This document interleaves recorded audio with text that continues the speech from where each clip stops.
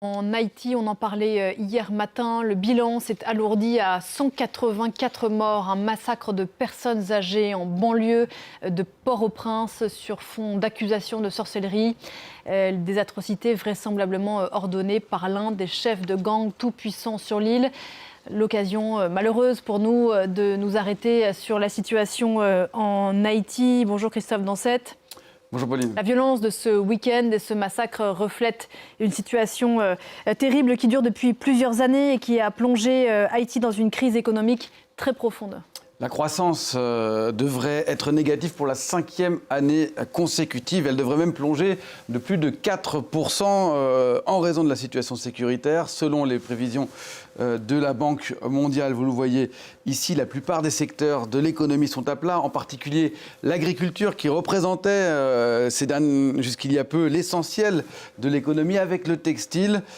Pourtant, certains cherchent encore à produire, à essayer d'exporter, notamment dans le domaine du cacao, dans l'ouest du pays, autour de la région dense du Clair, qu'on voit ici, qu'on va voir là, dans un instant. Voilà sur cette image.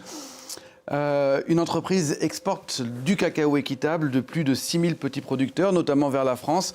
Certains de leurs représentants étaient à Paris il y a un mois au Salon du Chocolat. Caris Garland les a rencontrés. Regardez son reportage sur un récit d'Héloïse Mélin.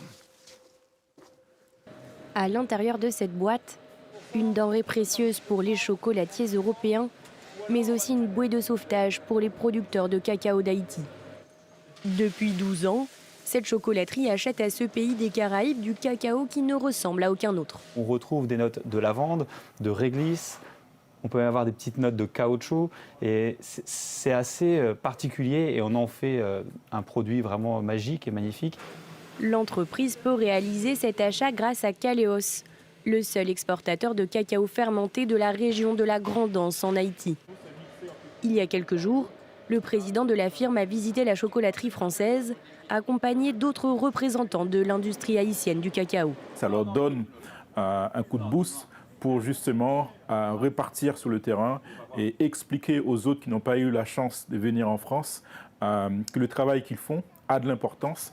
L'ouverture au marché international a permis aux producteurs de cacao haïtiens de quintupler leurs revenus, donnant de l'espoir à des dizaines de petits producteurs. Le prix cacao a augmenté et qui rend que vie aux producteurs parce qu'ils ont produit cacao mais cacao pas de prix, ça te rend que ce moyen économique est vraiment bas.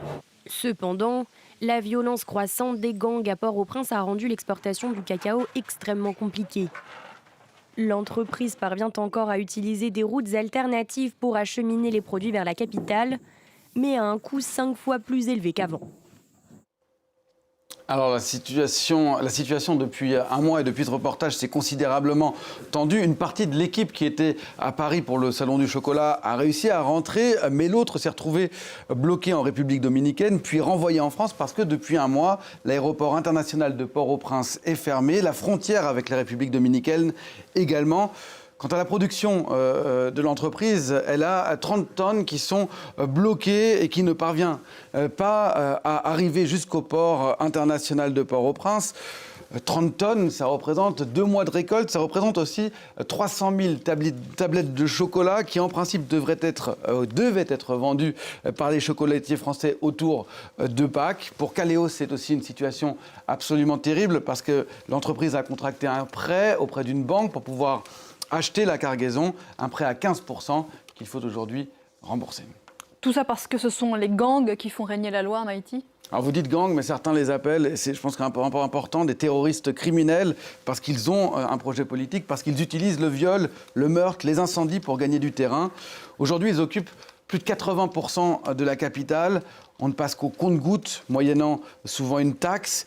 Il y a quelques mois, nos reporters et nos collègues reporters Roméo Langlois et Catherine Norris-Trent les avaient rencontrés, notamment cet homme qu'on voit ici à gauche, Barbecue, l'un des plus terribles. Le reportage est disponible en ligne et il est sensationnel. Ils se sont notamment rendus dans ce port, le port international de la capitale, qui est soumis au pillage, on le voit sur ces images, et contrôlé par les gangs. Ça veut dire que très peu de marchandises entrent aujourd'hui en Haïti ?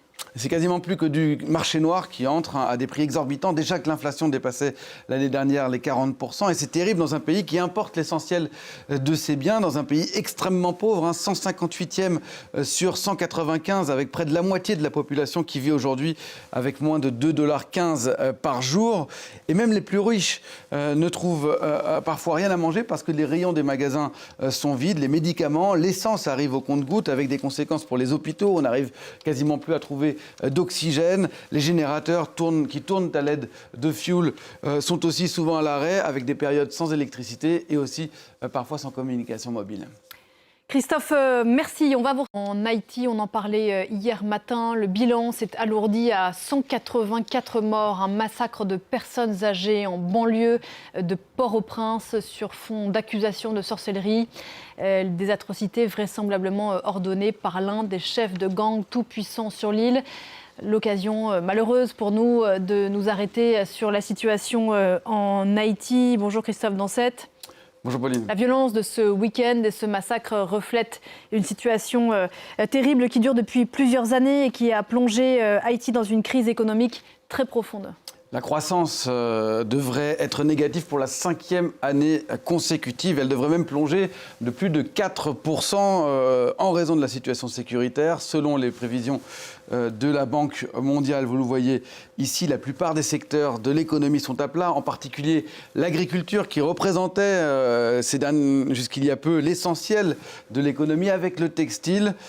Pourtant, certains cherchent encore à produire, à essayer d'exporter, notamment dans le domaine du cacao, dans l'ouest du pays, autour de la région dense du Clair, qu'on voit ici, qu'on va voir là, dans un instant, voilà sur cette image. Une entreprise exporte du cacao équitable de plus de 6000 petits producteurs, notamment vers la France.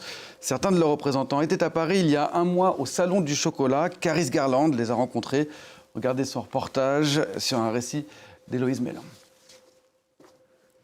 À l'intérieur de cette boîte, une denrée précieuse pour les chocolatiers européens, mais aussi une bouée de sauvetage pour les producteurs de cacao d'Haïti.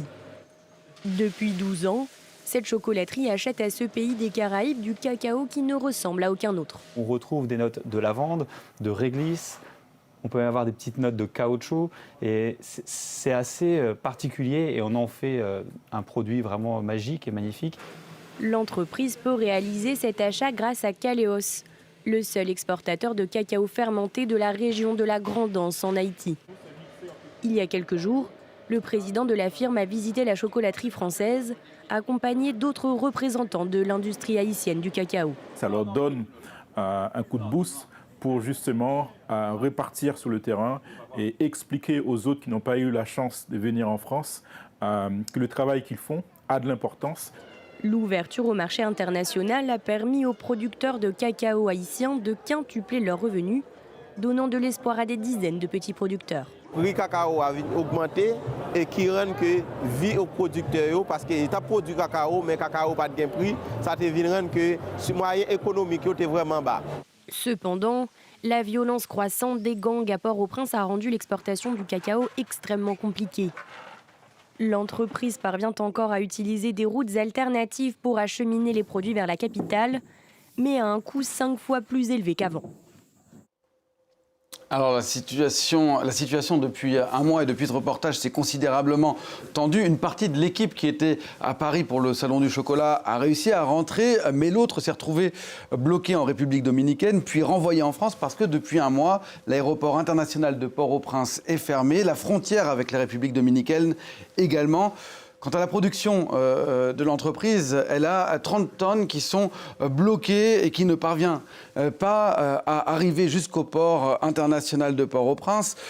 30 tonnes, ça représente 2 mois de récolte, ça représente aussi 300 000 tablettes de chocolat qui en principe devaient être vendues par les chocolatiers français autour de Pâques. Pour Caléos, c'est aussi une situation absolument terrible parce que l'entreprise a contracté un prêt auprès d'une banque pour pouvoir acheter la cargaison, un prêt à 15% qu'il faut aujourd'hui rembourser. Tout ça parce que ce sont les gangs qui font régner la loi en Haïti ? Alors vous dites gang, mais certains les appellent, et c'est je pense un peu important, des terroristes criminels, parce qu'ils ont un projet politique, parce qu'ils utilisent le viol, le meurtre, les incendies pour gagner du terrain. Aujourd'hui, ils occupent plus de 80% de la capitale. On ne passe qu'au compte-gouttes, moyennant souvent une taxe. Il y a quelques mois, nos reporters et nos collègues reporters Roméo Langlois et Catherine Norris-Trent les avaient rencontrés, notamment cet homme qu'on voit ici à gauche, Barbecue, l'un des plus terribles. Le reportage est disponible en ligne et il est sensationnel. Ils se sont notamment rendus dans ce port, le port international de la capitale, qui est soumis au pillage, on le voit sur ces images, et contrôlé par les gangs. Ça veut dire que très peu de marchandises entrent aujourd'hui en Haïti ? C'est quasiment plus que du marché noir qui entre à des prix exorbitants. Déjà que l'inflation dépassait l'année dernière les 40%. Et c'est terrible dans un pays qui importe l'essentiel de ses biens, dans un pays extrêmement pauvre, 158e sur 195, avec près de la moitié de la population qui vit aujourd'hui avec moins de 2,15 $ par jour. Et même les plus riches ne trouvent parfois rien à manger parce que les rayons des magasins sont vides. Les médicaments, l'essence arrive au compte-gouttes avec des conséquences pour les hôpitaux. On n'arrive quasiment plus à trouver d'oxygène. Les générateurs qui tournent à l'aide de fioul sont aussi souvent à l'arrêt avec des périodes sans électricité et aussi parfois sans communication mobile. Christophe, merci. On va vous